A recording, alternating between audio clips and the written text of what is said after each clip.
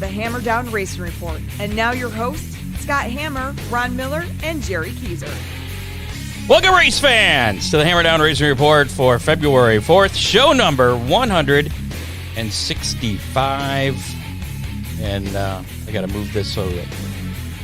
There they are. Oh, they're all muted, too. Sorry, guys. There's Jerry and Ron. Yeah, I'll let you guys talk. You're fighting. Yeah. Coming at you live, everybody, from the Hammer Down Racing Report home studios. It's the Hammer Down Racing Report, presented by Oakshade Raceway, live on Facebook, YouTube, Twitter, and I don't know, maybe some other places too. It's amazing. Where I was telling Ron last week, I found out we're on Audible too. Nice. Which I thought was just a book thing, but apparently I thought it was Hammer Down Racing Report. We're on there. So if you can listen to us on demand on Audible or Apple Podcasts, Spotify, Google, wherever you listen to podcasts, we're on there. So we appreciate it. I just found out that my son watches us on YouTube so that he can stream it on his big screen. Well, that's good. Who wants to see all this? And yeah. I don't. Sorry. That's true. That's a good point. I didn't think of that. I know that that's what Perry used to do. Perry Cox. Yeah, I can always do this to help. Well, then, thank you. Tonight on the show, we'll be speaking to the 2017 World of Outlaw Rookie of the Year, Devin Moran, talking the late models, just in case you're not familiar with Devin Moran. Running down there with the Lucas Oil series. He's been doing that for a while, but running down at East Bay, Florida, all the tracks down there. He finished second to Kyle Larson a couple weeks ago. I believe that was at Alltech. We'll talk to him about that. He's third in points currently with the Lucas Oil series.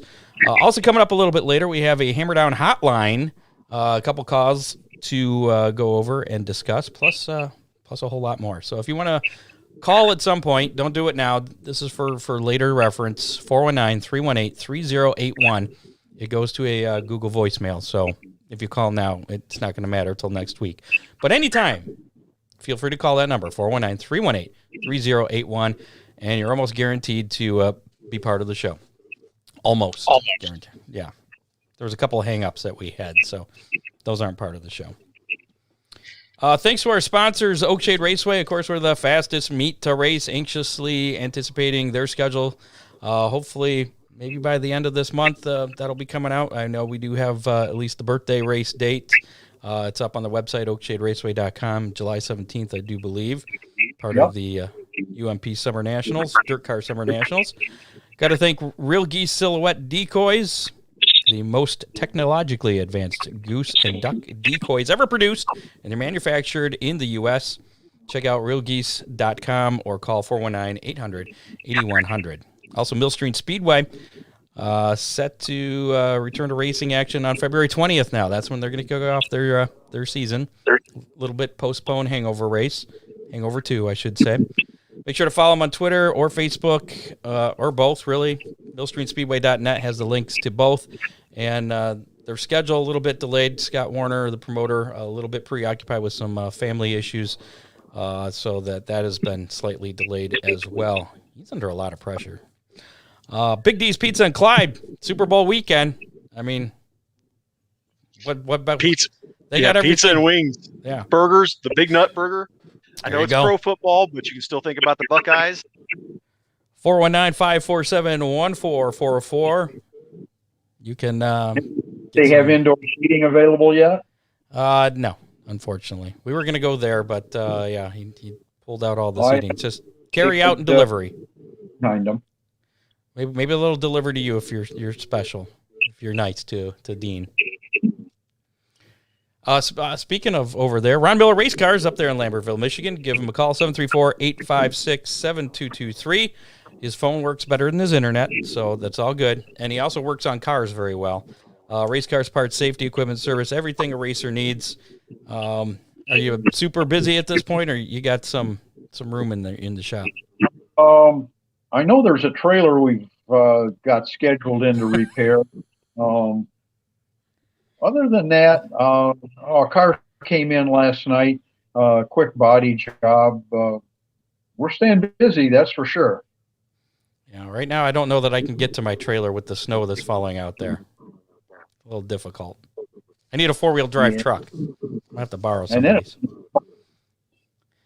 We'll be checking in with Devin Moran here shortly. Before we get to that, how about we go through that racing roundup? All right, this week's racing roundup here on the Hammer Down Racing Report.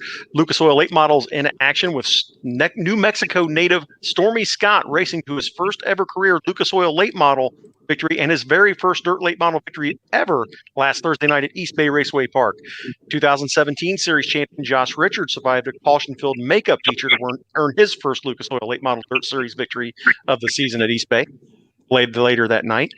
Lucas Oil late model series point leader Brandon Overton picked up his first victory this season on Friday night at East Bay, with Tyler Erb becoming the first repeat winner with the Lucas Oil late model dirt series this season after winning the Saturday night Briscoe Industries Winter Nationals finale at East Bay Raceway Park. Monday night at Bubba Raceway Park, Ricky Thornton Jr. held off Mike Marlar for the win. Shane wrapped up the Winter Nationals at Bubba with a win on Tuesday. Next up for the Lucas Oil late models will be Atomic Speedway for the Buckeye Spring 50 on Friday, March 19th, and then Brownstown Speedway in Indiana on Saturday, March 20th. The All-Star Circuit of Champions kicked off sprint car racing down in Florida with 10-time World of Outlaws Car Series champion Donnie Schatz picking up the victory, picking up the first round of the inaugural Sugarland Southern Tour at Screven Motor Speedway Friday night. 3-time All-Star Circuit of Champion titleist Aaron Reitzel right where he left off last year, maneuvering his way back to victory lane with a $10,000 win in Saturday's Winter Freeze finale at Screven. Night 1 at East Bay was rained out on Monday. Donnie Schatz picked up a second All-Star win on Tuesday at East Bay. Logan Schuchart last night won at Volusia Speedway Park after starting 13th. So Logan running down Donnie Schatz and picking up that victory. All-Stars in action for one final night tonight at Volusia Speedway, and then they'll be back in action at Attica Raceway Park on April 9th and 10th. The UMP Dirt Car National. I believe that's when the point season actually starts too. Right, yeah, non-points down there in Florida. I don't know if they're giving show-up points or not, but I know that that's definitely Attica, the spring fling that they typically have is usually the start of the season for them. The UMP Dirt Car Nationals Modifieds in action. Nick Hoffman kicking off the 50th Dirt Car Nationals with his 18th career win at Volusia Speedway Park. Tyler Nicely won the first of Twin 20 features, with Nick Hoffman winning the second, with Brian Ruhlman coming home 7th. In the Rolex 24 Hours of Daytona, Felipe Albuquerque drove the Wayne Taylor number 10 to victory, picking up the win for Wayne Taylor this year at Daytona. And that'll do it for this week's Racing Roundup. Dave Kemmer confirms, our associate producer, no points until Attica for the All-Stars. So, thank you, Dave. Very cool. Thank you. Hey, Ron. Yes. Can you turn your phone down maybe just a little bit? Getting a little bit of feedback through that. Yeah, I can do that. Maybe that'll help. Did you, any of you guys watch any of the Rolex 24? I did not this year. I had a little bit of family issues going and had a chance to keep track like I do. Yeah, I didn't end up watching any of that either. Is that any better on the feedback, boss? No, actually, it's a lot worse. Really? Well, he's taking his hands away from it. I think he's all right. Nope. Yeah, I hear it's like Stereo Jerry's. We need to get you back on that computer. We need to get your internet fixed. Yeah, hang on just a second.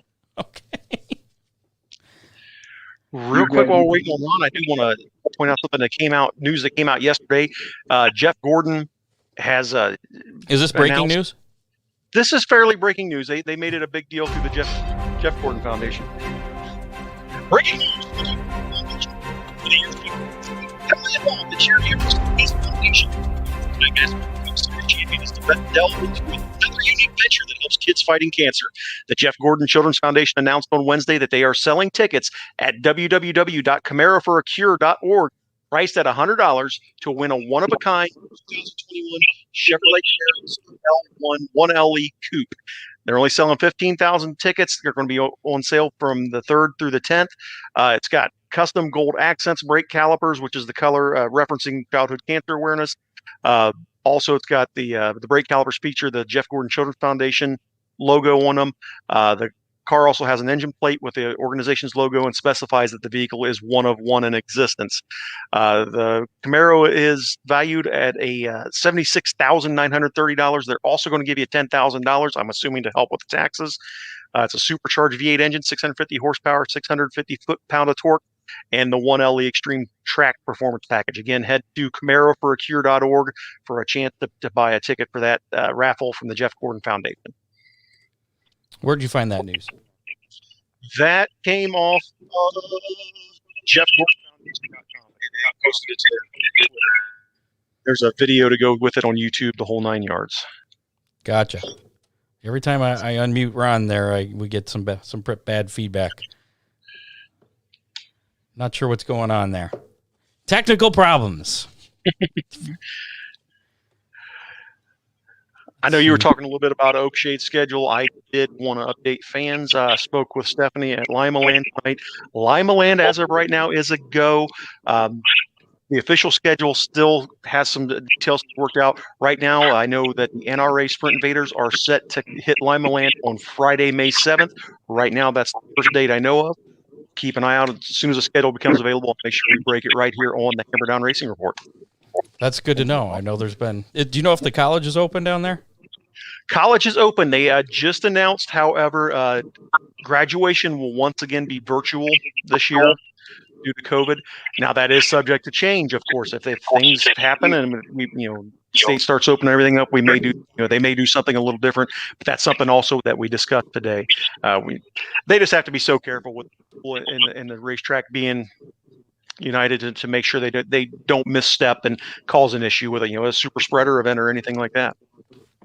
Well, with their schedule being such a short period too, they only run the beginning of May through the beginning of August, right? So any kind of delays are going to be a big issue for them. Do you know if they do have any issues? Do you think if they have to push back that start, are they just going to scrap the season, or you're saying that it's looking like that we're going to have some racing at Lima Land? Well, like I said, as of right now, the NRA has their schedule out, and they have Lima Land for 1, 2, 3, 4, 5, 6, 7, 8, 9 events there.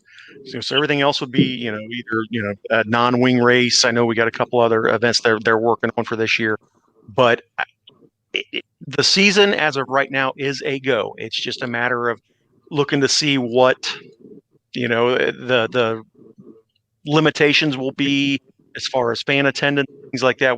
They have to be so careful. So, I mean, it appears as soon as I know more, it will be announced. I promise that. What was that, Ron? I say it appears as though the state of Ohio is freeing things up a little bit.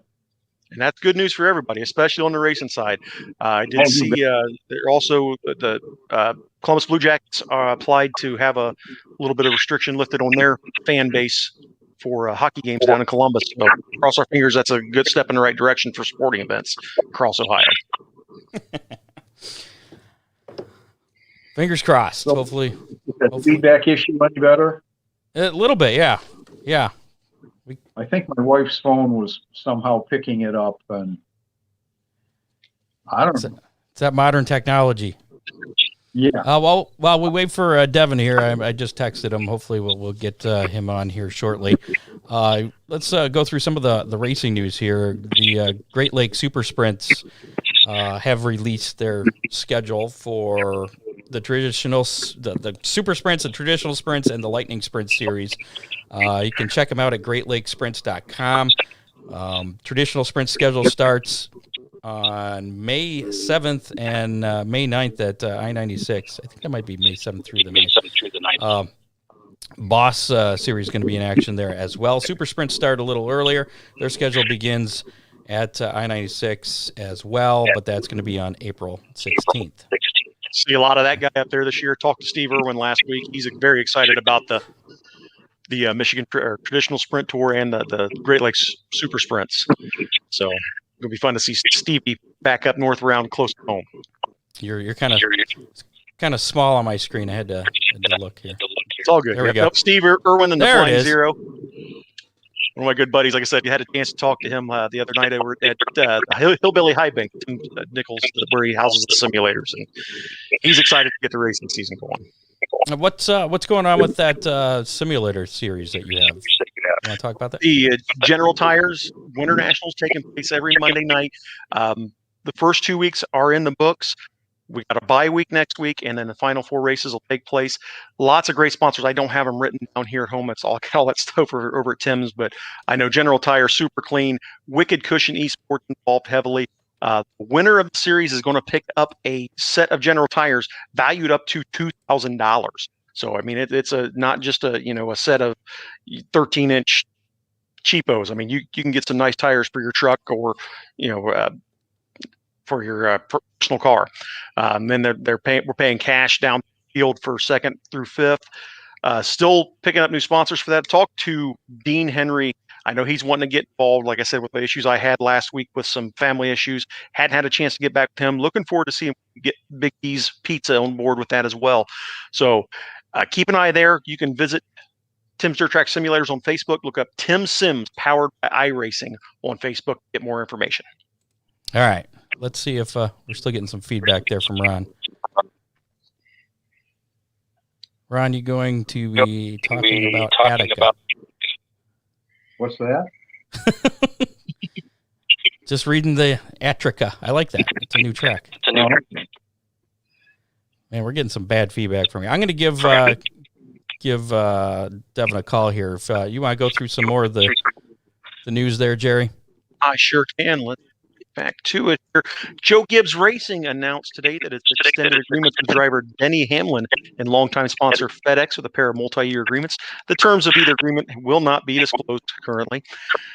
So we'll keep an eye on see how Denny, he obviously started Team 23 this year with Michael Jordan. How long he stays with Joe Gibbs is definitely going to be fun to see. Attica Raceway Park released their 2021 race schedule on Monday. They'll kick off their racing season on Friday, March 19th.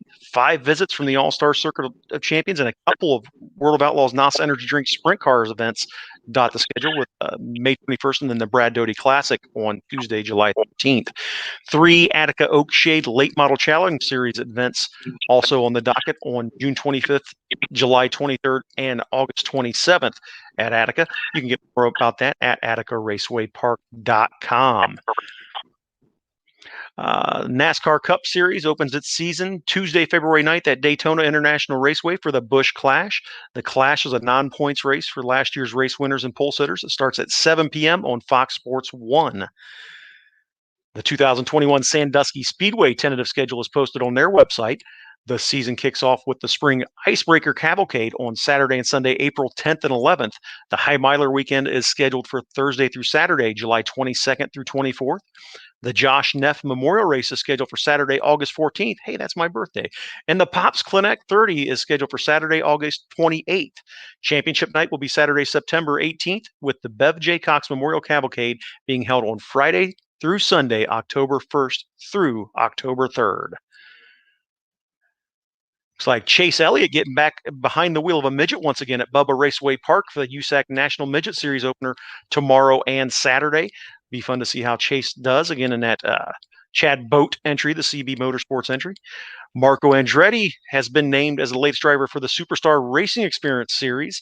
A little bit of tease going on with the Jeff Gordon announcement for the charity this week. People thinking that Jeff was going to announce his entry into the Superstar Racing Experience. We'll keep an eye on that too, because Jeff has said he doesn't think he's quite done driving yet. We'll see if Smoke's able to talk him into a ride.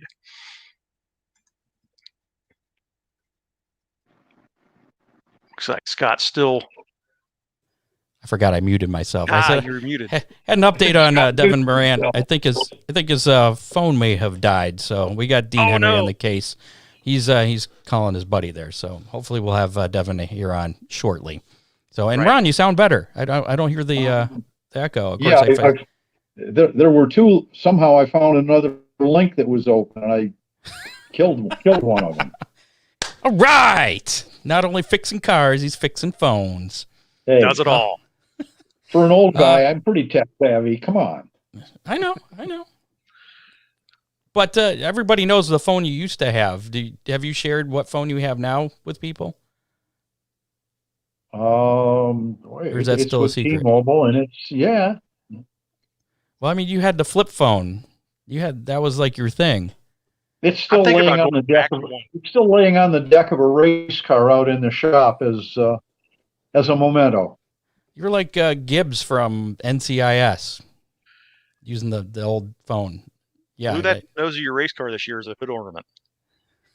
Yeah, there we go. There you go. Hey, it looks like we got Devin joining us here. How about we bring him in before we get to the rest of the news? Devin, can you hear us? Say something, Devin. I see movement. Hey, what's going on? Hey, can you hear us? Can you hear me? Yeah, we can hear you. How about how about I give you a call, because it doesn't. Yeah, I think we got a little bit of a delay there.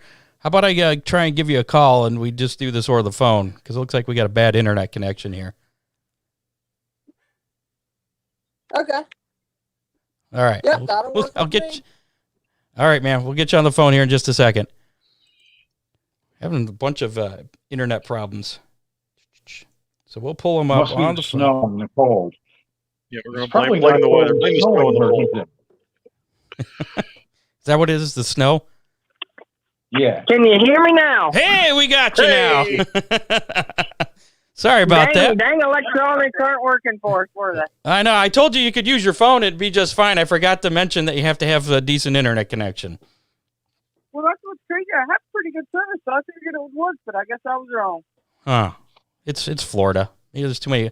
There's a lot of old people in Florida, and it's kind of they're slow. Right? It makes everything slow down. Is that what it does? Oh, shoot. Sorry, I was late, guys. I was just had a motor started up and running. We had to change motors to get ready for Evolution. I just got it done, and then I looked at my phone and saw where you texted me, so I hurried up and came in here and got right on. So sorry about the delay on that. Oh, yeah. Well, we appreciate it. No problem. Let's start off with talking about your experience so far down there in Florida. You started out at Alltech, and you came up one spot short racing with Kyle Larson. How disappointing was that?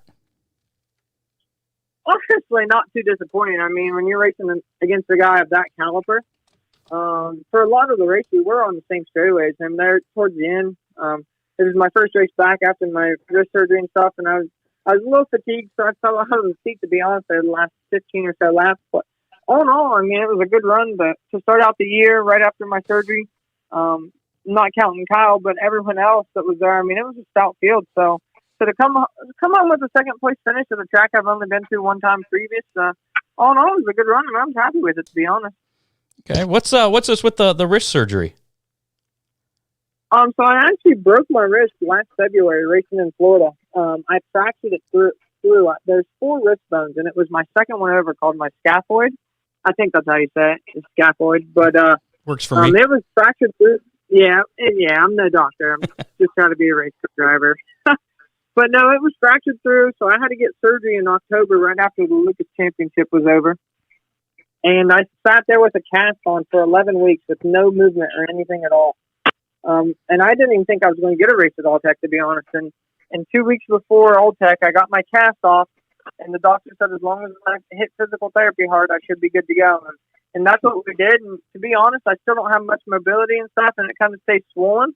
But it didn't really affect me too bad. And the more I've been racing, the better it's kind of been getting, you know? Well, that's good. You hear about, was it Strickler last night? I guess almost cut off his finger and ended up getting it sewed up and back at the track in time to race.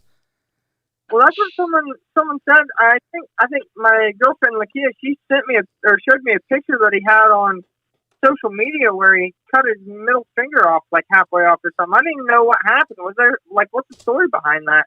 I just saw the same thing. I believe he was working on the car and he just about sliced it off, and they rushed him to the hospital. They taped it up, and he got back in his car, and I think he finished like second or third in the features, and he had to come from the back. Yeah, I saw where he started in the back of the B and came up through, and then I didn't get to watch the feature because I don't have dirt vision, but it looked like he was strolling up through there pretty good from what everyone said, anyways. Yeah. Scott, nothing heals the body like a green flag. That is the truth. When that drops, I can promise you don't think about anything else other than trying to go fast. There you go. That's Just it. pulled up the tweet that Kyle Strickler had. Stitched up and headed back to the track. Holy smoke. So he didn't do anything until the B main, or what was the whole deal there? I don't know. I have to do more research on this. Unfortunately, I just found out about it today. I was like, son of a bitch. But Yeah, Dave crazy. was saying that he pinched it between car left. What's that? Dave Kemmer just posted in our chat that Kyle Strickler pinched the finger between his car and the car left. Oh. So luckily they were able to get that fixed. Yeah, sounds painful. So you come out of Speed Week there with third in Lucas Oil points. How happy are you where you're at in the points right now this early in the season? I mean, I'm pretty pumped. I feel like we had a really consistent start to the year. I think me and Brandon Overton are the only two that had top five finishes out of the whole 9 race stint. I think it was 9 race stint. So, I mean, it was really good. I don't feel like we're where we need to be yet. I feel like we're still off on some speed. We didn't get our first win yet, and I was really wanting to get a couple wins, so that kind of bummed me out. But all in all, to come out of Speed Week third in points, it's definitely a good start to the year, and kind of gives us a little bit of encouragement to get ready for Atomic and Brownstown here in the end of March. I noticed the few races, I think I only caught about 3 of them, and most of them were East Bay. You tend to run the high side, and it seems like you're very fast up there. Yeah, and honestly, like, I love East Bay to Dash. It's one of my all-time favorite tracks. It's not my favorite racetrack. And usually you can kind of race all over it, but for some reason this year they actually had a little bit of a crown off at that place, and it made it a little harder than normal to race. So you couldn't quite move around as much as I usually like to there. But all in all, I mean, there's still some great racing there, and we had a lot of fun, and we ran the top 5, I think, 3 nights there. So all in all, it was still good, and we had fun. And yeah, when the top 5 was there, we definitely tried to make it work, Was it Saturday night, I think it was? You knocked the Big D sponsorship quarter panel off the car. Yeah, I was bummed. I felt like my car was really good, but the problem is I was stuck behind everyone. So the night before, Bobby Pierce knocked a hole in the wall right off of 4. I saw that. I went in there and I went in there and split someone, and I really didn't hit the wall hard, but I hit it right where that hole was, and it just freaking ripped everything off. So yeah, Dean there with Big D's pizza, he was giving me heck for ripping it off. So I owe him a quarter panel now. I'm gonna have to take that baby back to him. How'd that deal come about? How'd you get with Dean Henry and Big D's Pizza? To be honest, my car owner, Ty Ford, he knew Dean. I didn't even know who Dean was, to be honest. I mean, I knew of him. I was Facebook friends with him and some stuff like that. But I've honestly still never even met him in person. I talk to him on the phone every day. Super cool dude. I'm excited to get up there to try some pizza and stuff. He's got some good ribs and everything, so I'm ready to go up there. I haven't even tried it, but no, we contacted each other and started talking, and kind of it went off from there. I know he's sponsored a bunch of sprint car guys like Cap Henry and some other guys like that, and we just, like I said, we started talking over the winter, and one thing led into another, and now we're slowly converting him into a full-time late model fan, so we're getting there. We'd approve of that. We know he's a big supporter of all kinds of racing, especially sprint cars. But yeah, I was kind of surprised when he texted me and it's like, "Hey, I'm sponsoring Devin Moran," and I thought he was pulling my leg.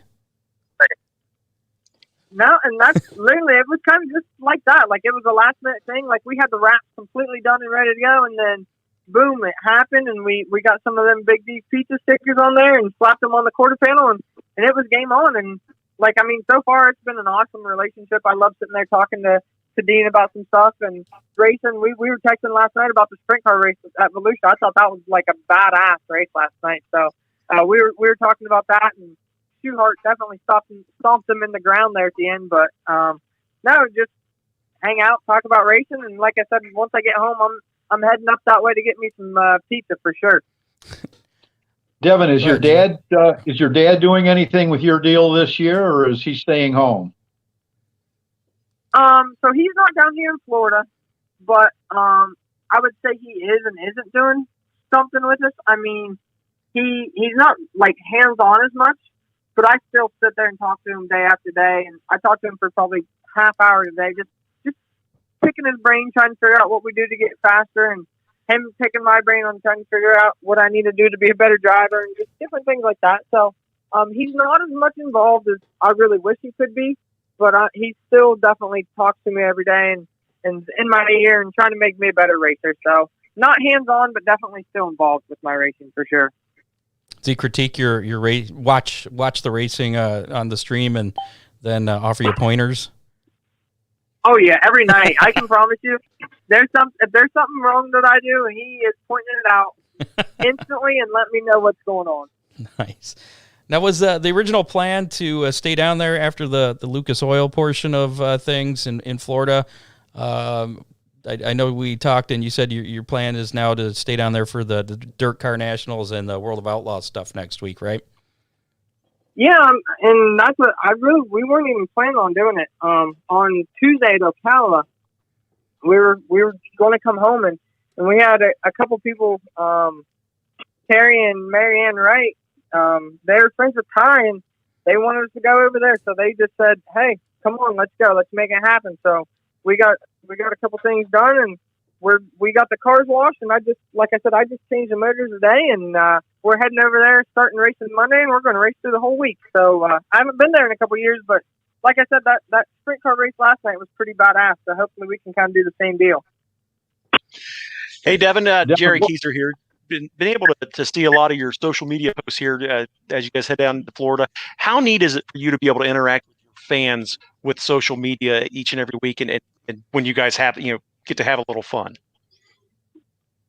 It is a lot of fun. Like, I've never really been too big on Facebook Live. I've kind of just done my own thing, and like I'm not as good as what I should be on social media.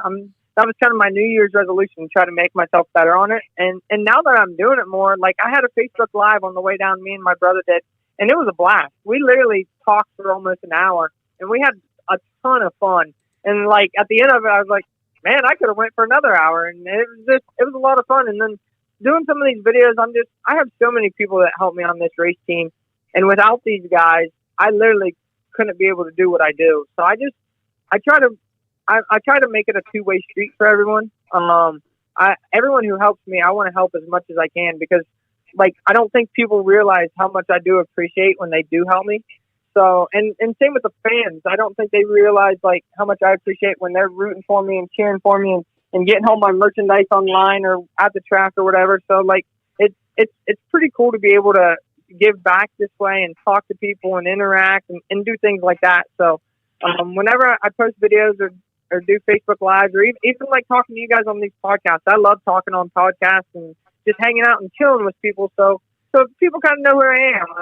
I'm same as everyone else. I just like to hang out and talk and have fun, but I'm privileged enough that I get to drive a race car fast, I guess, Well, keep it up. It's been fun to watch. You guys have definitely been very entertaining, not only on the track, also off the track in your social media posts. And it's definitely been entertaining on the track. Hopefully we can start a little further up this week, so I don't have to pass so many dang cars. I'm telling you. it seemed like you do good. You do better when you start further back in the pack, though.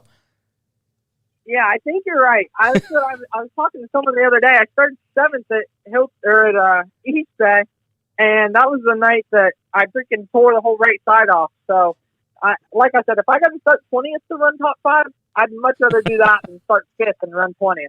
I'll take it any day of the week. I can promise you that. So what are your plans after Volusia then? Until Luke, I'm assuming you're running the whole Lucas Oil series this year, right? To be honest, I don't really know if we are or not. Okay. Right now it really doesn't look like we're going to. Okay. Reason being, so we ran the whole Lucas deal last year, and I love running Lucas.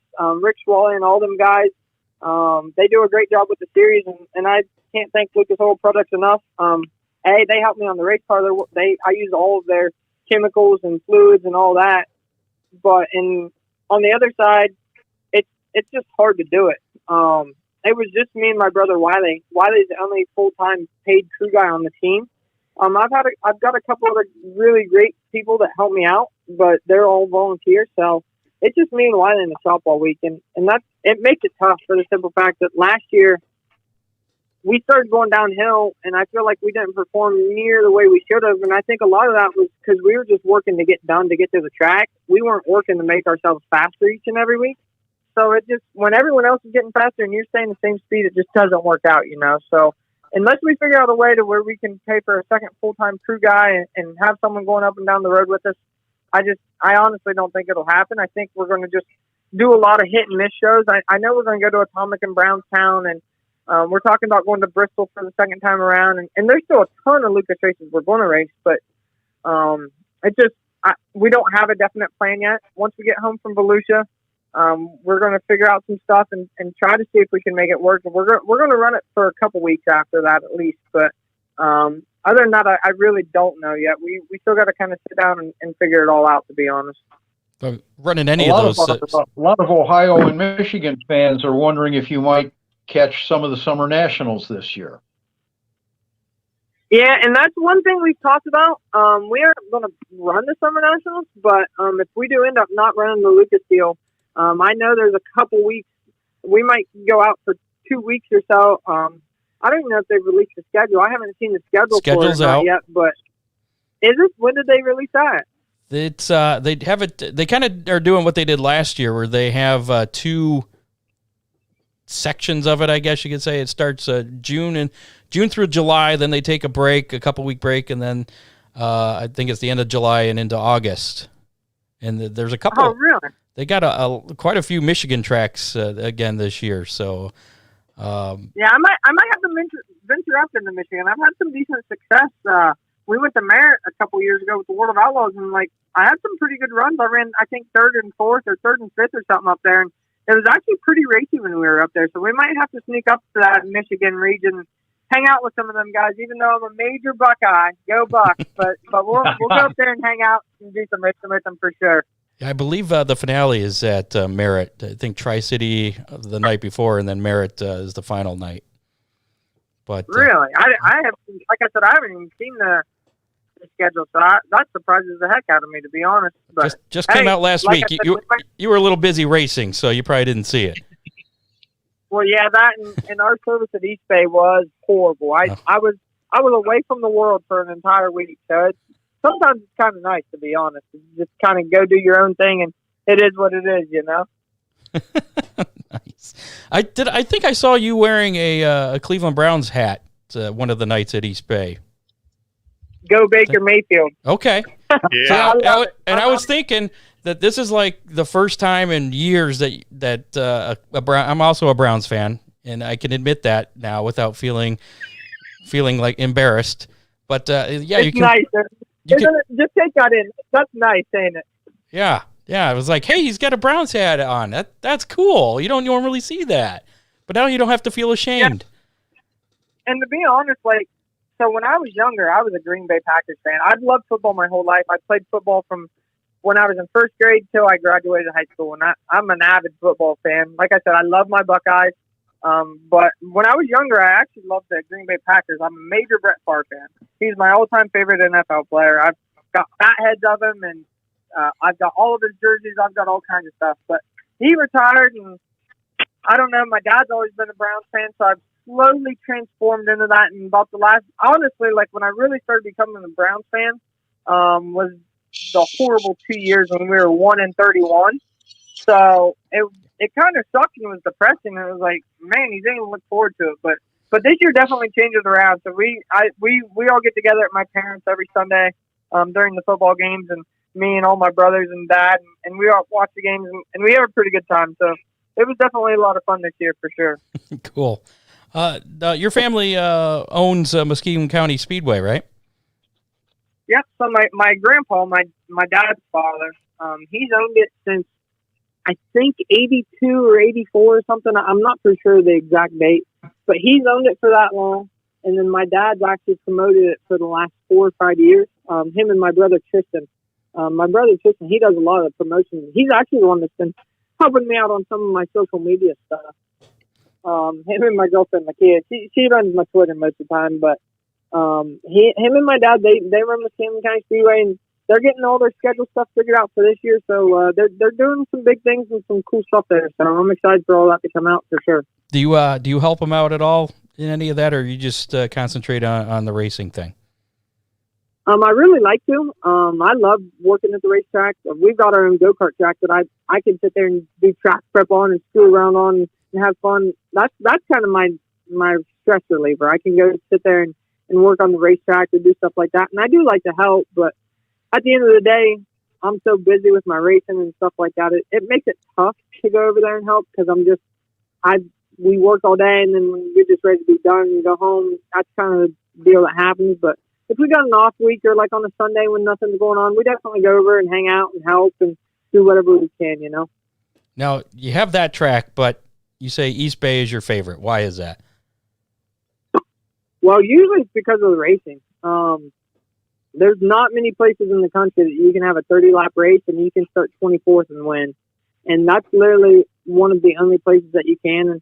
And that's what I tell people, like, I like racetrack, and I'm working at Ivan at Lloyd's shop, and Rick Eckert's here working, and we were talking about this today, and he has the best opinion of anyone. Our favorite racetrack is a racetrack that you can race and pass, and there's more than one lane on. And that's why I love East Bay. Usually there's 2, 3, 4 lanes at that place, and you can race all over it. And I was actually talking to Lakia last night. I said, I've got a favorite racetrack to race on, and I've got a favorite racetrack for atmosphere. And East Bay is definitely my favorite track to race on. And then I've got Muskingum and Eldora, my probably 2 favorite racetracks with the atmosphere, just because they're close to home, and obviously Eldora is Eldora. But no, when you're at a racetrack and you can race and pass, it's just way more fun than anywhere else, to be honest. So looking ahead to in your future here, like maybe a few years down the road, where do you see yourself going as far as your racing career? I mean, do you want to stay with the late models? You want to move up, maybe try NASCAR or something else, or eventually you're just going to hang it up and do something else? Where do you see yourself in the future? I mean, to be honest, my ultimate goal was always to go to NASCAR. I like pavement racing. I've done not very much, but dabbled in just a little bit of pavement racing, and I've had fun doing it. Some people don't like it, but I like any kind of racing. I like going to watch dirt bikes. I like racing 4-wheelers and open wheels. I like it all. So at some point, I would love to have the opportunity to race some more asphalt and eventually get to NASCAR. But the problem is I'm 26. And I am where I am in my career right now. So you have to be 15 to get into NASCAR, I think. Yeah, and have a deep pocketbook at the end of the day. It's hard to get there right now unless you're someone who's like Kyle Larson, who has as much God-given ability as anyone. So to be realistic, it's going to be hard for me to do that. So really, I want to build this team with Ty as big as we can. I want to get as many great sponsors like Dean and Tommy Pope and C&W Trucking and these guys on board as I can. And as long as I have a core, great group of guys around me, and we can race and do what we're doing, that's what I want to do. And then, to be honest, I want to get in some open wheel stuff. I want to go race some midget stuff. I want to race some wing sprint car stuff. Dad always has an all-star sprint speed week show at Muskingum, and I've loved sprint cars my whole life. So at some point, I definitely want to go race some of that stuff. I want to go do some midget racing and go to the Chili Bowl once I get a little bit of experience in that and do some of that stuff. Seems like everybody wants to do that. Yeah, I mean, I've literally always grown up loving race cars, loving open wheel stuff. Dad raced with the All-Star Circuit of Champions when it was late models and sprint cars back in the day. So he knows a lot of them guys, and we just grew up loving sprint cars. I mean, they're awesome, they're fast, and they usually race pretty damn good. So I've always wanted to do that, and at some point I'm going to get the chance to do it, and I just don't know when, you know. What about... Did your dad run some pavement too, Devin? What was that? I couldn't hear you there. No, I'm sorry. Didn't your dad run some pavement too back in the day? Yeah, he actually did do some ARCA stuff. He's raced at Atlanta, Daytona, Talladega. There's 4 or 5 different places that he raced. He didn't get too serious into it, but he definitely did his fair share of racing. I think he finished 4th or 5th at Atlanta and Daytona or something. So he had some good runs. It's just kind of the same thing when you don't have that big back, and it makes it hard in the asphalt. I mean, the dirt stuff's hard enough. So when you get in that asphalt, you got to have that back, and if you don't have it, it just don't work out. Absolutely. What about doing some cherry picking like Ryan Unzicker does in the ARCA series at was it DuQuoin or Bobby Pierce? Bobby Pierce racing the trucks at Eldora was very successful. If an opportunity like that came about, would you jump on that? Yeah, if it was the right opportunity, I wouldn't want to get in something where you go out there and the right front lower's bent before you even get there and stuff's loose and messed up. So if it was the right opportunity, then yes, I would definitely do that. I always thought it would be fun to go race at Eldora in the truck.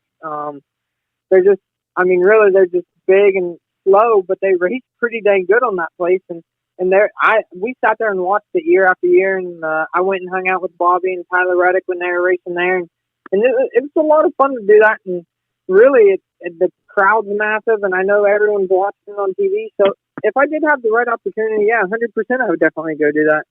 So if somebody offered you maybe a third tier NASCAR Cup ride for the dirt race at Bristol, the Bristol Dirt Race, would you take that? Just to say you ran a cup race, even if it wasn't the best equipment? Yeah, I would jump on that. I would do whatever I had to do that. Not a question. Okay. It is what it is. If someone calls Devin Moran and say, hey, come race, I'd jump on it. Because at the end of the day, I have a couple connections that I feel like could help me out anyways. And don't get me wrong, them guys that are in NASCAR can all drive. So it's not that they don't have the driving ability, but I feel like I might have a little more experience than some of them guys. So we might not do great, but we'd go out there and have fun, and we'd try as like heck to run good, you know? Yeah, if nothing else, it looks good on a resume. Yeah, exactly. You got it. Last question I have for you, Jerry. Ron, you got any more questions? I just was wondering how he thought the NASCAR Cup race at Bristol was going to play out. I have no idea, to be honest. I'm more curious about this first year that they got. We're racing at Atomic in Brownstown with the Lucas Dirt Series. I don't know the exact dates. I think it's like the 22nd and 23rd of March, maybe. I'm not for sure the exact dates, but that whole week they've got 1,200 cars or something crazy racing at Bristol. That kind of makes me nervous because I don't want it to be a complete dud. I feel like it's a pretty cool opportunity for us to get to go race it for us to go race at Bristol. And like I said, we're planning on we might possibly get to go there for the Outlaw show the second time around. But I don't know. We'll see. I don't know if NASCAR's guys are really going to like racing at Bristol. It kind of bums me out because I feel like Bristol was one of the really good racetracks that they had anyways. So I wish they wouldn't have taken their spring race away. I wish they would have just added another one. Whether it was at Eldora or Bristol or somewhere else, I wish they would have had their 2 Bristol races plus this dirt race. But all in all, they're trying to do different things and get that fan base to grow back up. So I give them props for trying to do different stuff. And I don't know. I don't know how it's going to go. We're all going to find out at the same time. So we'll see. Yeah, it's kind of hard to judge. Will have an advantage. Kind of hard to judge the popularity of it too this year with the limited seating capacity, which of course sold out. But then again, it's limited, so you're not selling out the entire place, which is what they used to do back in the day, just with the regular races there. What is the seating capacity this year? What are they allowed to have for that dirt race? I'm not even sure down in Tennessee. 25% maybe? I was thinking it was 25, but I won't swear to it. Yeah. It's subject to change between now and then. Yeah, that place seats like, 80,000 people or something there, doesn't it? Or not I think that it's many? more than that. I think it's like 120. 120, at least. So they're still getting 25,000, 30,000 people in that place for that deal then. Yeah, but I mean, that's not really saying much, though. I mean, for that kind of thing, I mean, it would have been interesting if they had all these seats available to see if they could have sold it out, and if so, how quickly it would have sold out. If it would have kind of brought the Bristol of old back. Bristol seating capacity is 162,000 people. See, that's what I thought. So that's a lot of people. So they'll have 40,000 people there. Then that's still more than anywhere. I mean, Eldora I think holds 35 or 30 to 35,000. So that's still going to be more than anywhere else a dirt race would be. I feel like. Yeah, I'm jealous. I think that'd be cool as heck to race down at Bristol. That would be pretty wild. Well, good luck down there. I know I'll be tuned in watching it, at least that's for sure. Well, good luck when you race there, and as well next week. Good luck with that, and for the rest of your season here. Last question I wanted to leave you with was, I know you're a Browns fan, but who's your pick for Sunday in the Super Bowl? Man, I really don't know. I am a Tom Brady fan. I've always liked Tom Brady. Everyone can talk crap and do what they want, but he is the best all-time football player ever. Bill Belichick's still the best coach ever, but I do like Tom Brady. But at the same time, I'm an AFC guy, and I think Patrick Mahomes is a stud too. Final score, let me guess. It's going to be 38-35, the Chiefs. Chiefs, okay. That's my guess. We'll see if I'm right or not. And a close game. Yeah, I think it will be. They ain't going to let Tom Brady's last game be a blowout. I can promise you that. Not going to happen. It'll be a game.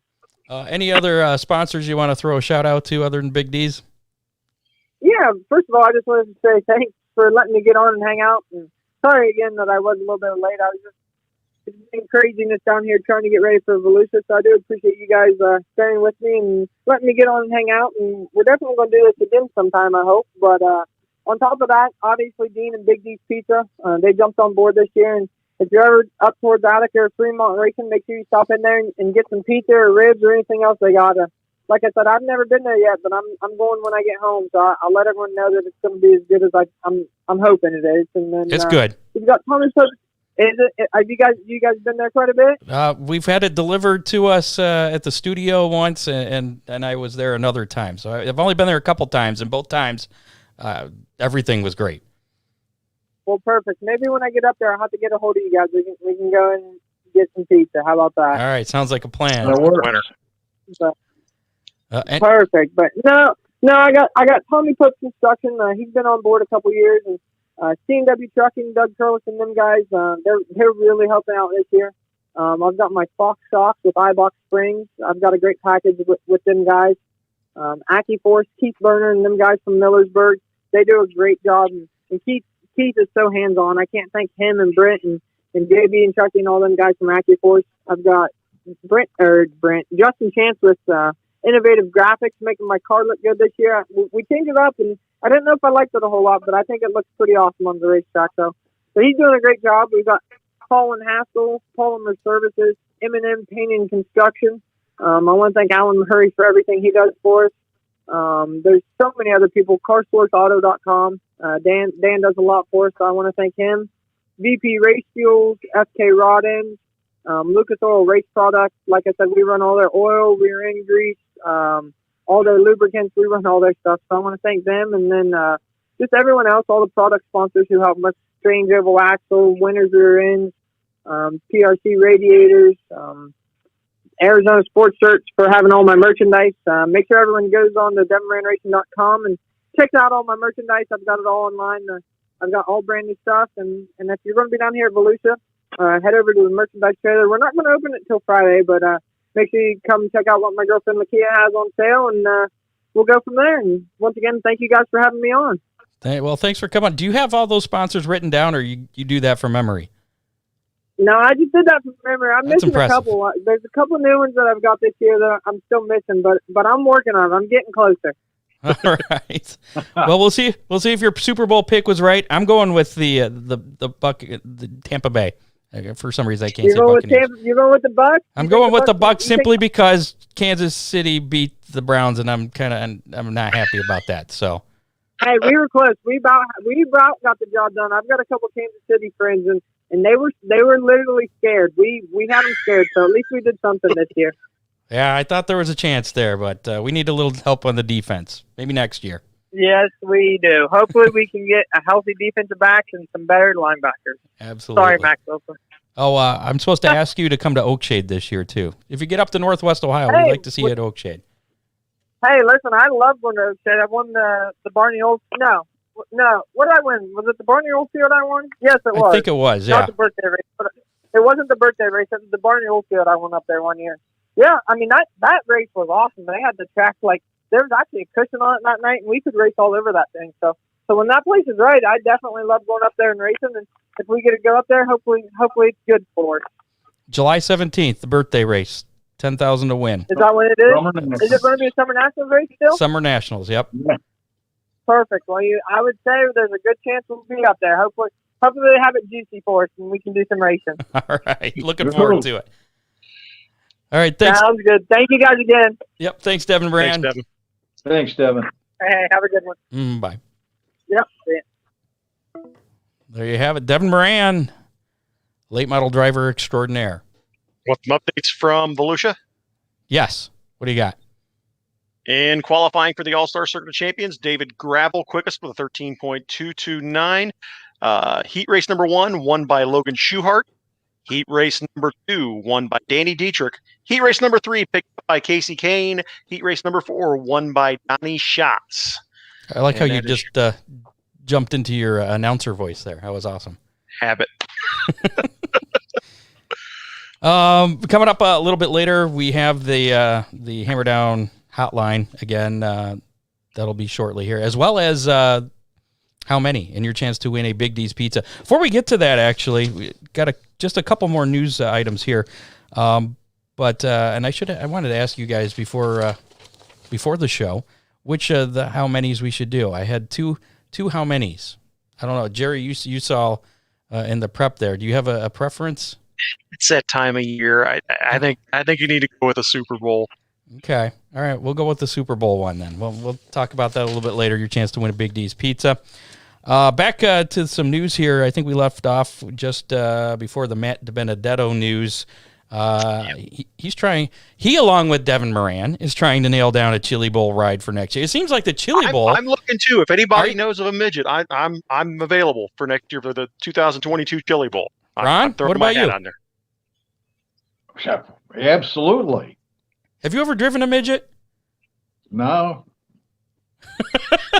There'll be a first time though.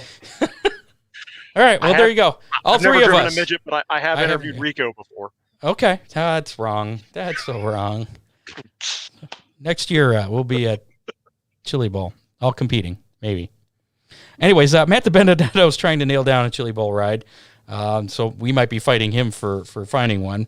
He's also going to try and run a couple of midget races sometime this year to get some seat time in a midget before the Chili Bowl. Thor Sport, we kind of mentioned this, I don't know if it was last week or the week before, that they were going away from Fords in the NASCAR Camping World Truck Series. They confirmed today that they are going to field 4 Toyota Tundras, which is what they used to field, I think like 2014 and before, or something like that. That's my daily driver. So, Matt Crafton will be behind the wheel of a Tundra next year. Or this year. Again, yes. And then in their driver roster. There was one minor shakeup. I think it was Noah Gregson is going to be sharing some time with. I don't remember who it was, but he's not going to be running full time. It's going to be a shared ride. But the other 3 are all unchanged.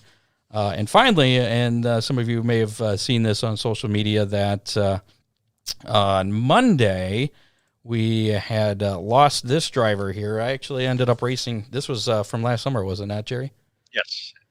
This past summer at Oakshade. Back in a bomber, Tim Fisher, the 2004 Oakshade Raceway Sportsman Champion and the 1991 and 92 Bomber Champion, back running a bomber this past year. He passed away, unfortunately, on Monday.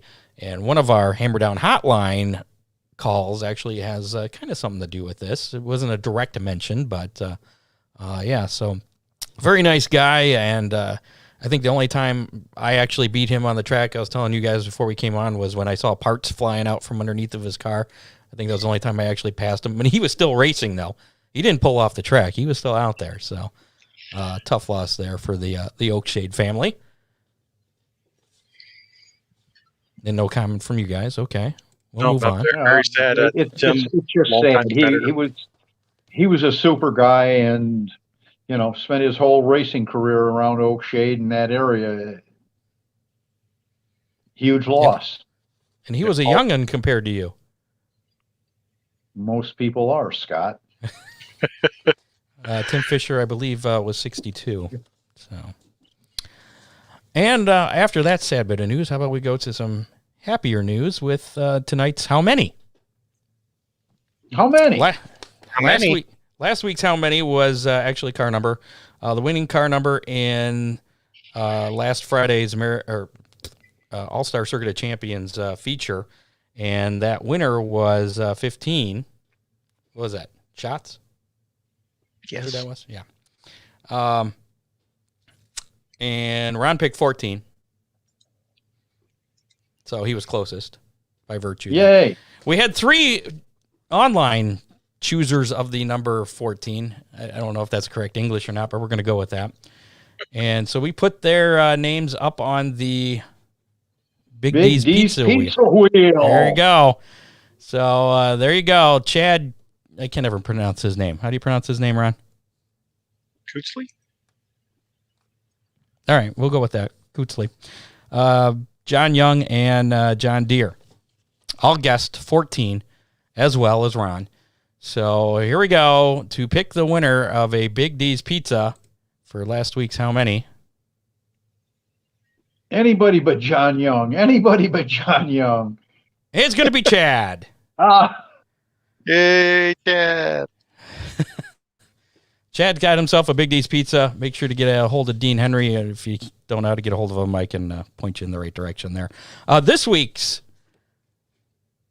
How Many, and your chance to win a Big D's pizza, once again, is going to be Super Bowl themed. I was going to do a Busch Clash thing with how many cautions, but since this is Super Bowl, course. it's the last football. Actually, you know what? It's not the last football of the year. I think there's like a new league that's going to be starting where you control it or something. Fan controlled. You get to pick the plays. And I saw Johnny Manziel as part of that. I'm thinking this is just a train wreck waiting to happen.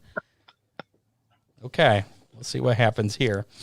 So anyway, so this is the official end of football, really, for the season with the Super Bowl on Sunday. So we're going to go with the How Many is the total number of points that'll be scored in the Super Bowl on Sunday. Total number of points. That's the total for both teams. So if we go off of what Devin Moran said earlier, what do you say, 35 to 38? So what's that, 70? That'd be 73 points. That would be his guess. So we're going to put him down to 73. That's his guess. We'll see if he wins. And if you'd like to play along, just put your guess in the comments. Just put the number. That's all you need to do. You have until, we'll say, Sunday at noon to get your guess in, and you'll be entered to win a Big D's pizza. If you guess the same number as someone else, we'll put your name on the Big D's pizza wheel and spin for the winner. Ron, since you were the winner last week, what do you got? 47. 47? You're going to go in for a low-scoring game. He's looking for a defensive shootout. All defense. All defense. What do you got, Jerry, since you weren't here last week? I think you have the greatest quarterback ever and the best young quarterback in the league. I think it's going to be a shootout. I'm going a little higher than Devin. I'm going 77. 77. I'm thinking 42-35. Well, in that case, I'm going to go with 75. And I'm writing down my number for you. I wrote our numbers in the wrong spots. Does Kathy have a guess this week, Ron? 38.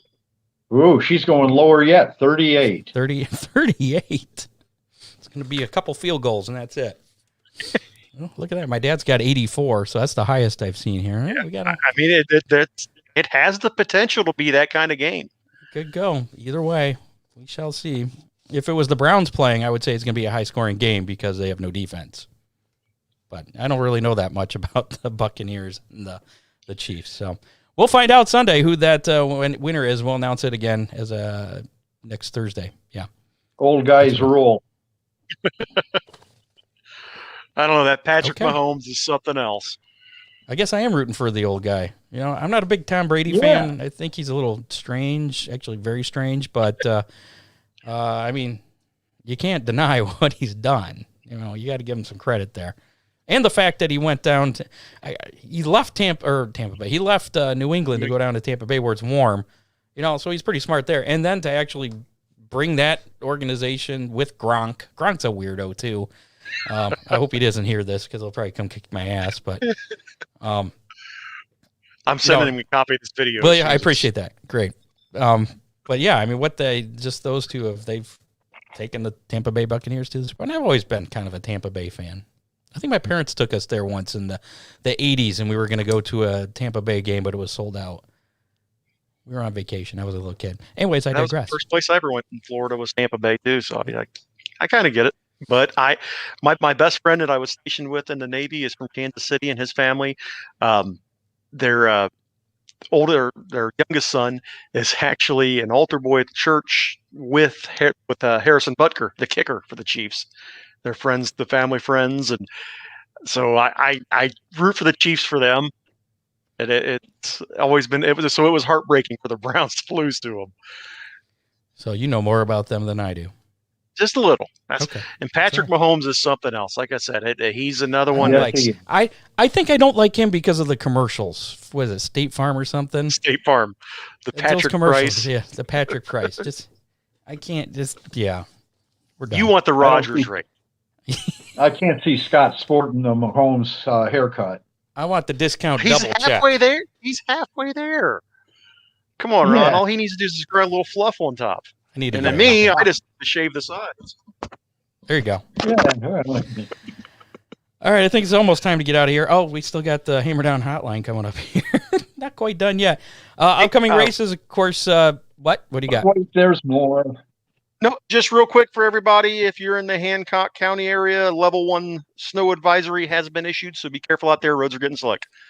Okay, and if you're listening to us on demand on a podcast, it's probably disregard old news at this point. Yeah, but good to know if you're watching now.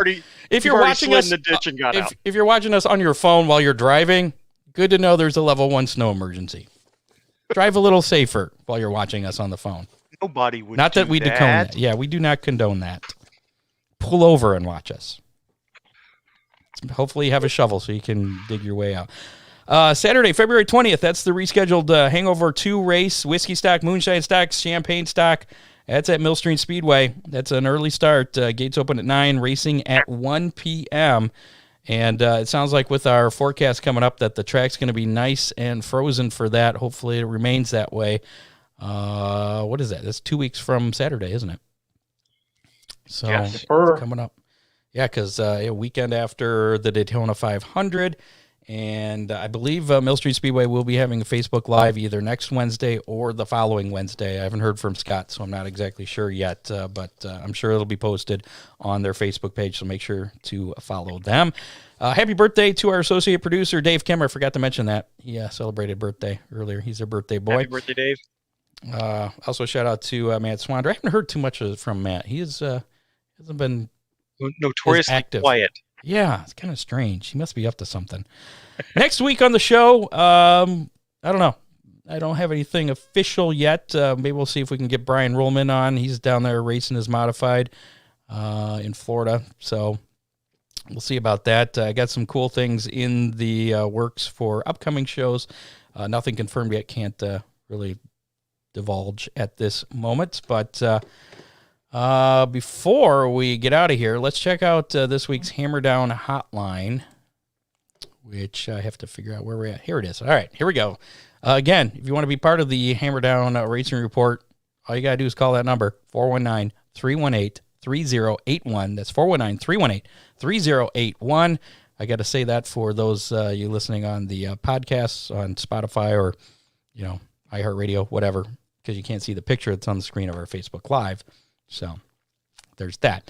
And to call, leave a message, and most likely we're going to play it back unless it's, I don't know. I don't even know what the threshold is of a call. Test it. Test what the threshold would be for a call not to be put on the show. See if you can push the boundary. Here's last week's Hammer Down Hotline. Hey, Hammer Down Race Report. Philosophical question. With GM planning to phase out gas and diesel cars by 2035, when do people think that we'll see electric race cars on the dirt? Either sprint cars or anything else. Don't know if that day is going to come anytime soon, but just curious to see what everyone else thinks. Bye. Well, hello. I was just thinking, Oakshade is a legendary track, and there's definitely a lot of legendary racers that have raced there. And in recent weeks and sometimes, I guess, over the years, we've lost a lot of those amazing legendary drivers. Shouldn't there be a Hall of Fame for Oakshade? So, yeah. First, I want to point out that neither of those calls were solicited. I did not say, hey, somebody call this number. It's like those both came out of the blue, even though Organic. I know who both. Yes, organic. Even though I know who both of them are that left those messages. But what do you guys think? Let's. I know we kind of mentioned the electric thing. My brother's big in electric cars and thinks they should. He thinks he's going to put some spark plugs in the front of his car to make it legal to run at Oakshade. It's an electric car. He's just going to tape some spark plugs, or because I think the rule is the spark plug has to be even with the front or something. Yeah. What realistically, I mean, 2035, I don't even know that that's actually going to happen, but Ron, you would be the expert on this. Are we going to see electric race cars? The only way those cars would make any sense is if you put a playing card on the spokes and they made some noise. Boy, Scott, and electric cars, I think that would be the nail in the coffin of motorsports. But I mean, eventually these internal combustion engines, when they go away, and I mean, maybe the only way to get them is from racing engine builders. But where are they going to get the blocks anymore? At some point, there's still a lot of companies making things. I don't see internal combustion engines going away in racing in our lifetimes. And okay. You have longer than I do, but I don't see it happening. Well, it's kind of, I don't know if you've seen they have electric Harleys, which they look pretty cool, and they sound very futuristic. But, when you think Harley, like when you think a race car, you think loud. But, with the electric, like you said, without the baseball card making the little noise, you're not going to get anything. And I don't know if you think that would take away from the sport if you lose the noise. Oh, absolutely. And I guess you would the smell of the fuel as well. You'd lose that. Yeah, nothing like lithium in the morning, Now I've seen videos of electric cars racing where they pipe in engine noise through the speakers, the PA system. I'm like Ron, that to me, it's going to kill racing. But at the same time, it's going to evolve somewhere down the road. I hope Ron's right, and it's not in our lifetime because I don't want to see it. But it's coming. Unfortunately, I mean, it is what it is. Maybe we'll have like rubber band cars. We have to pull them back. And then that's when you go back to iRacing, the computer racing.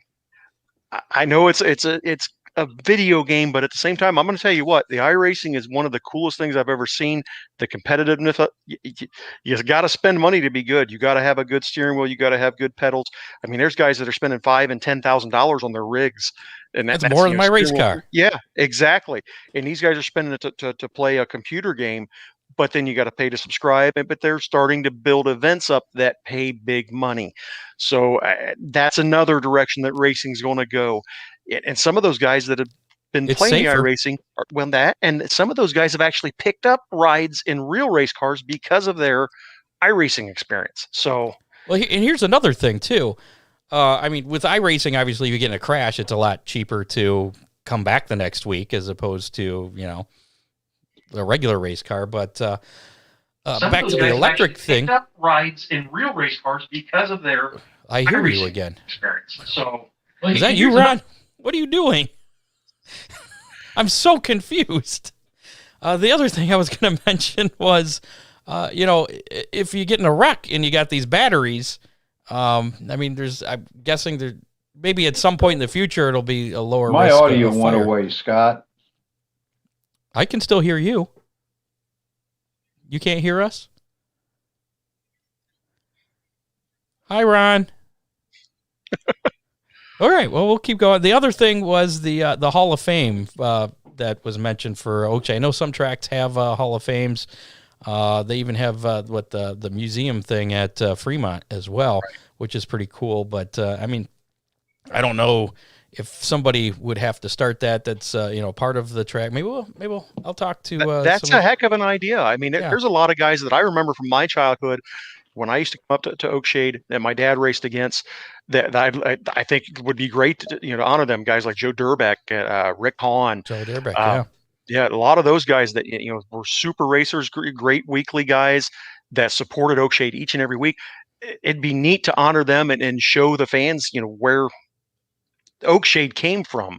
The place is still amazing. Like the gentleman said in the call, it is one of those legendary tracks. If you've been there, what Oakshade's about. There's something about that place that makes it special.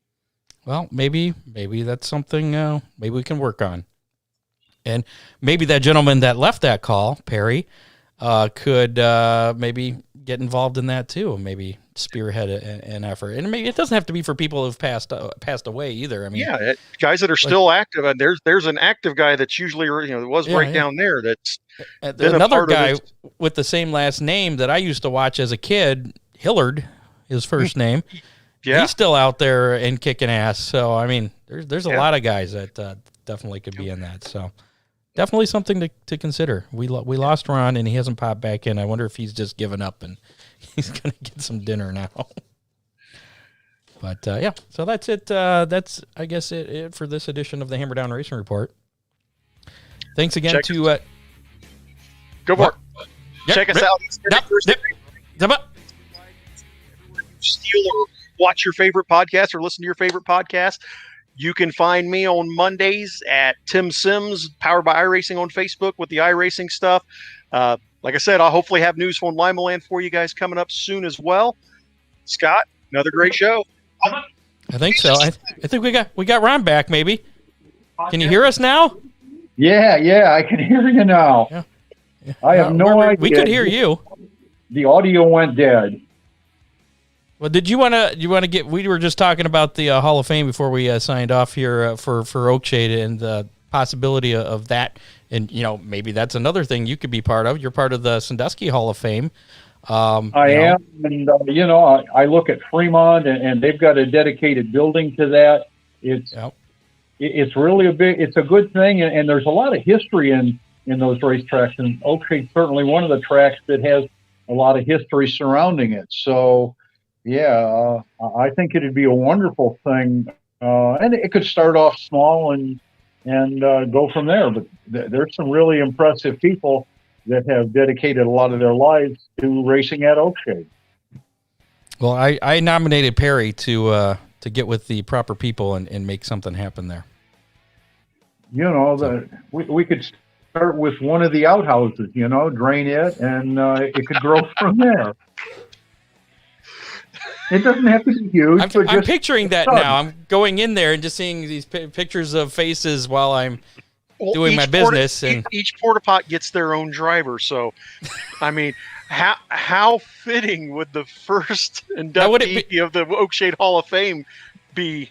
The would living have legend. Like their car number, the car number on the outside and the face on the inside. There you go, 35 right on the door of the outhouse. You probably get the one closest to where you pit then too, right, Ron?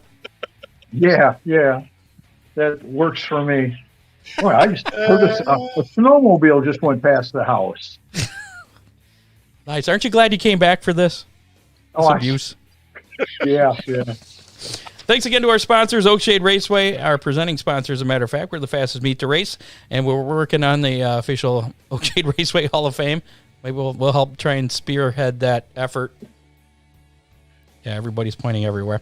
Thanks again to Real Geese Silhouette Decoys. Check them out at realgeese.com or 419-800-8100. Millstream Speedway. Make sure to check them out, millstreamspeedway.net. Keep an eye out for that 2021 race schedule. Be posted anytime now.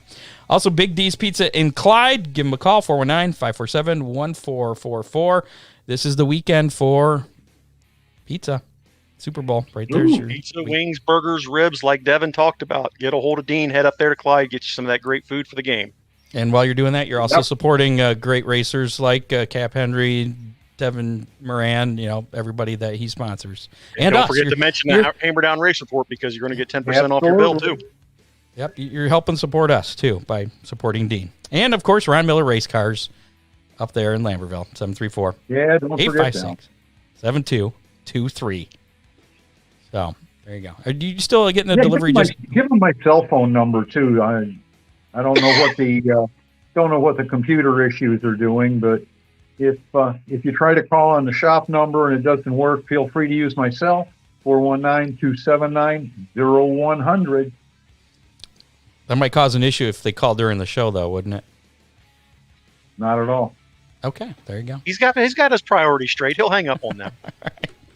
All right, we'll be back 7 o'clock next Thursday night, right here on Facebook Live, YouTube Live, Twitter, and then we'll be everywhere else we normally are. Don't forget to check out hammerdownracerreport.com. Everything you need to know about the show is on there. Brian Ruhlman second quick in his group.